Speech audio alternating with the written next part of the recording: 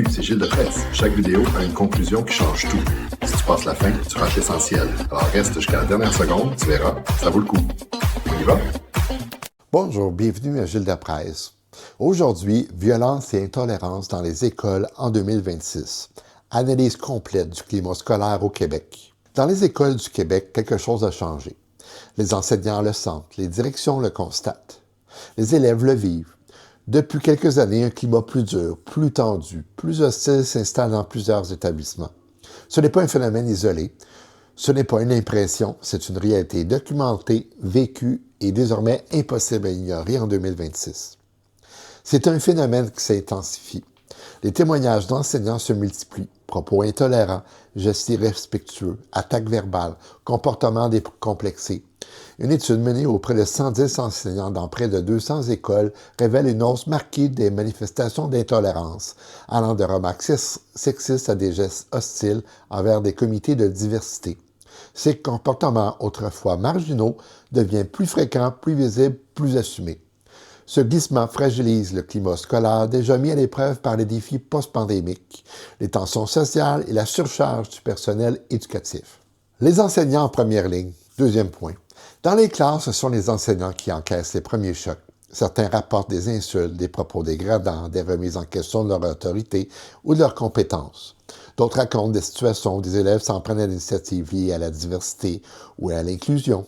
Ces gestes ne sont pas seulement blessants. Ils créent un climat d'insécurité émotionnelle qui affecte l'apprentissage. Un cadre légal et institutionnel qui existe mais qui peine à suivre. Le Québec s'est doté depuis 2012 d'une loi claire pour prévenir et combattre l'intimidation et la violence à l'école. Chaque établissement doit avoir un plan de lutte, revisé annuellement, incluant prévention, sanctions, soutien et mécanismes de plainte. Mais sur le terrain, les défis persistent. Manque de ressources pour appliquer les plans, formation inégale du personnel, difficulté à intervenir dans des situations complexes, lourdeur administrative, absence de cohérence entre les écoles.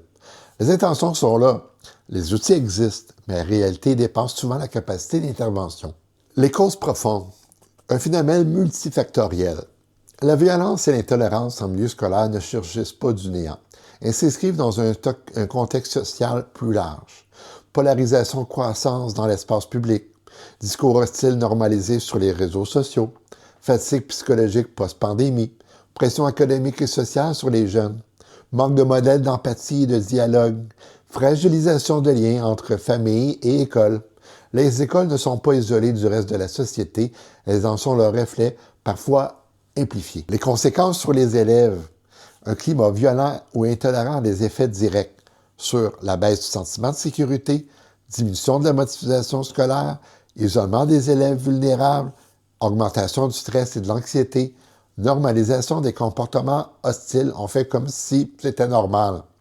Quand la classe devient un lieu de tension, l'apprentissage devient secondaire. Et c'est toute une génération qui en paie le prix. Les solutions qui fonctionnent, parce qu'il y en a des solutions.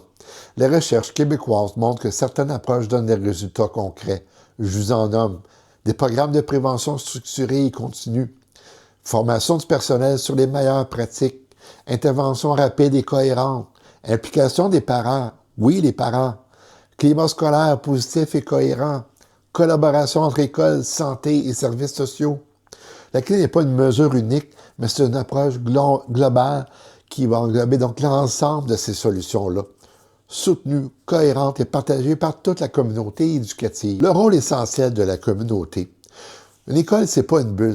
Elle est au cœur d'un quartier, d'une ville, d'une communauté. Quand les citoyens, les organismes, les parents, les institutions locales s'impliquent, les écoles deviennent plus fortes.